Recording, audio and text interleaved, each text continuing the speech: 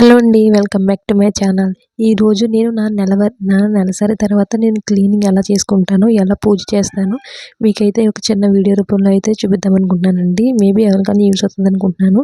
నచ్చితే నా channel please subscribe చేసుకొని, లైక్ చేసి మీ ఫ్యామిలీ ఫ్రెండ్స్‌తో షేర్ చేసుకోండి. మరిన్ని మంచి వీడియోస్ కోసం కింద కామెంట్ బాక్స్‌లో కామెంట్ చేయండి. మీకు ఎలాంటి వీడియోస్ కావాలంటే చెప్పండి. నేనైతే ఎక్కువ గోల్డ్ వీడియోస్ చేస్తూ ఉంటాను.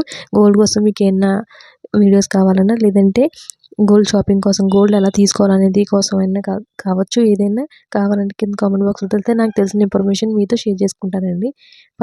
నేనైతే ఫస్ట్ నెలసరి వచ్చిన తర్వాత అందరి ఇంట్లో జరిగేదే కామన్‌గా. పల్లెటూరులో అయితే మరీ ఎక్కువ కదా! ఏవి కొంచెం ముట్టుకోకుండా ఉంటాం కదా! తలస్నానం చేసేసి వంట అయితే కంపల్సరీ నేనే చేస్తాను. ఎందుకంటే వేరే ఆప్షన్ అయితే ఏం లేదు. ఇంట్లో చేయడానికి ఎవరు లేరు. సో, నేనే చేసేస్తాను కాబట్టి వంటగదిలోనే ఉండి అన్నీ అయిపోయిన తర్వాత మూడో రోజున ఎలాగో మనం తలస్నానం చేసేస్తాం కదండీ! తలస్నానం చేసేసిన తర్వాత నేనైతే దేవుడి దగ్గరికి ఒకటో రోజున మొదలుచుకొని 10 రోజుల వరకు దేవుడి దగ్గరికే వెళ్ళండి. అసలు పూజ కార్యక్రమాలు కూడా ఇంట్లో ఎవ్వరం చెయ్యము. తర్వాత ఏం చేస్తామంటే గనక ఇంట్లో మగవాళ్ళని కూడా చేయనివ్వము. 10వ రోజున మొత్తం క్లీనింగ్ అంతా చేసేస్తానండి. గుమ్మాలు గట్రా ఇలా కడిగేసుకొని నీట్‌గా మొత్తం ఎక్కడెక్కడ తిరిగానో, నేను తిరగలేనివి కూడా మొత్తం నీట్‌గా చక్కగా గుమ్మాలంతా కడిగేసుకుంటానండి. కడిగేసుకున్న తర్వాత ఏం చేస్తానంటే తలస్నానం ఎలా చేస్తానంటే వేడి నీటిలో చక్కగా పసుపేసుకొని మరగబెట్టి చేస్తానండి. వీలైతే ఒక్కొక్కసారి ఉంటది కదా! మన వీధుల్లో లేదంటే కొంతమంది ఇంట్లోనే పెంచుకుంటారు కదా! వేప చెట్టు, వేపాకులైతే ఏసి కూడా అంటుకుంటాను మంచిది. అలాగే కుంకుడుకాయలతోనే అంటుకుంటానని ఎప్పుడు కూడా పసుపు, కుంకుడుకాయలు కంపల్సరీ బాత్రూంలో ఉంటాయి ఎప్పుడు. అందరూ ఇలా పాటించడం వల్ల నెగెటివ్ ఎనర్జీ అనేది ఉండదని నా ఫీలింగ్ అనమాట. నేనైతే 10 రోజులు కూడా చేయనని చెప్పాను కదా! సో, దేవుడినైతే ఇలా ఉంచేసాము. తర్వాత చక్కగా నీట్‌గా ఈ పసుపు నీళ్ళు చిమ్ముకొని గదులన్నీ కడిగేసాం కదా! సర్ఫ్ అన్నీ ఏసి డెటాల్ గట్టా అన్నీ ఏసి తర్వాత దేవుడి దగ్గర కూడా మొత్తం శుభ్రం చేసేసుకొని ఇలా దీపారాధన అయితే చేసుకొని ఇక ఆ రోజు నుంచి మళ్ళీ మొదలుపెట్టుకుంటానండి దేవుడికి పూజ చేసుకోవడం. నాకు ఇది ఇలా అలవాటైపోయిందండి. ఇలా చేయడం తప్పో, ఒప్పో నాకైతే తెలీదు. నేను మీతో షేర్ చేసుకుంటున్నాను. తప్పో, ఒప్పో కింద కామెంట్ చేయండి. నాకైతే ఇలాగే ఇష్టం ఎప్పుడు గూడా. చేసుకునే పూజ ఎప్పుడు పరిశుభ్రంగా, నీట్‌గా, మనశ్శాంతిగా చేసుకోవాలనేది నా కోరిక. చేసుకునేటప్పుడు ఎటువంటి ఆలోచన లేకుండా చేసుకోవాలండి. అలాగే దేవుడి దగ్గర పూజ అయిపోయిన తర్వాత ధూపం వేసేస్తున్నాను. బియ్యం డబ్బా అయితే అన్నపూర్ణమాత కదండీ! ఆవిడకి కూడా వేస్తాను. వంటింట్లో ఒక సాంబ్రాణి కనికి, పెద్దింట్లో ఒక సాంబ్రాణి కనికి వెలిగిస్తాను. సాంబ్రాణి కుందుంది గానీ అగ్గినిప్పులైతే లేవు కాబట్టి ఇలా సాంబ్రాణి కనికతోనే నేను ధూపం వేస్తానండి ఎక్కువ.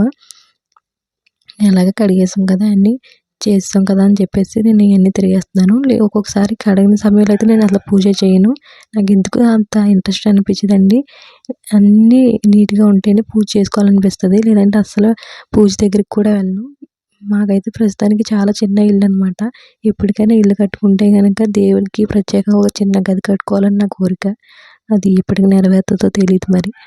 దేవుడు ఎంత త్వరగా ఇస్తే అంత మంచిది అనుకుంటున్నాను. తర్వాత ఒక కనికైతే ఇలా బీరువా దగ్గర కూడా వేసేస్తున్నానండి మొత్తం అంతా. కొన్ని కొన్ని పాటించితే మనకే మంచిదండి. పీరియడ్ అనేది ఎప్పుడు కూడా నెగెటివ్ ఎనర్జీ కదా! పాజిటివ్ ఎనర్జీ తీసుకురావడానికి సాంబ్రాణి ఇవన్నీ కూడా మంచిగా ఉంటాయి. అలాగే మనం తప్పుగా అనుకోకూడదు. ఎవరు ఎక్కువ కాదు, ఎవరు తక్కువ కాదు. కొన్ని కొన్ని నియమాలు పాటిస్తే మనకే మంచిది. పీరియడ్ సమయంలో అయితే గనుక కంపల్సరీ దేవుడి దగ్గరికి వెళ్ళకుండా ఉండడమే మంచిది. మూర్ఖతగా ప్రవర్తించి మేము చేస్తాం, మేము చెందుతాం అనేవి ఇక పూజ అయిపోయిన తర్వాత ఒక 5 నిమిషాలు అలా రెస్ట్ తీసుకొని చక్కగా గాలిని పీల్చుకుంటూ స్వచ్ఛమైన గాలి విండో తీస్తే వస్తది. ఇక జలుబు చేసేసింది. ఇంకా అచ్చుమంటే తుమ్మడమే సరిపోయింది నాకైతే. ఎప్పుడూ అంతే. ఇలా కొంచెం గాలి పీల్చుకున్న తర్వాత మళ్ళీ వంట చేసేసానండి. ఇదే నేనెప్పుడు కూడా నా పీరియడ్స్ టైంలో, నెలసరి టైంలో నేను పాటించే నియమాలండి. ఒకటో నుంచి 10 రోజుల వరకు దేవుడి గదినే ముట్టుకోను. తర్వాత చక్కగా ఇల్లు, గుమ్మాలు, బెడ్‌షీట్లు అన్నీ మార్చేసి తర్వాత దేవుడి దగ్గర పెట్టుకుంటానండి.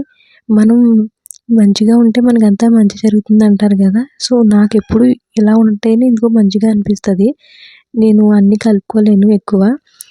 ప్రశాంతంగా, నీట్‌గా ఉంటే ఇల్లు ఎంతో బావుంటది గదా! ఇలా పూజ చేసిన ఇల్లు నీట్‌గా ఉన్నప్పుడు ఎంతో హ్యాపీగా అనిపిస్తది. చక్కగా ఉన్న దాంట్లో సర్దుకొని లేని దానికోసం ఆశపడకుండా ఉన్న దాంట్లో సర్దుకొని హ్యాపీగా ఉండాలండి అందరూ కూడా. ప్రస్తుతం ఉన్న కాలంలో రోగాలు ఎక్కువైపోయినాయి. బీపీ అని, షుగర్‌లని అలాంటివి ఎవ్వరికీ లేకుండా దండం పెట్టుకున్నప్పుడు అందరూ ఇదే కోరుకుంటానండి. అందరూ బాగుండాలి, అందులోనే మనం ఉండాలని చెప్పేసి. మా చిన్న ఇల్లు ఇదేనండి. కిచెన్ కూడా ఇదే. పెద్ద ఎక్కువగా అయితే ఏముండదు.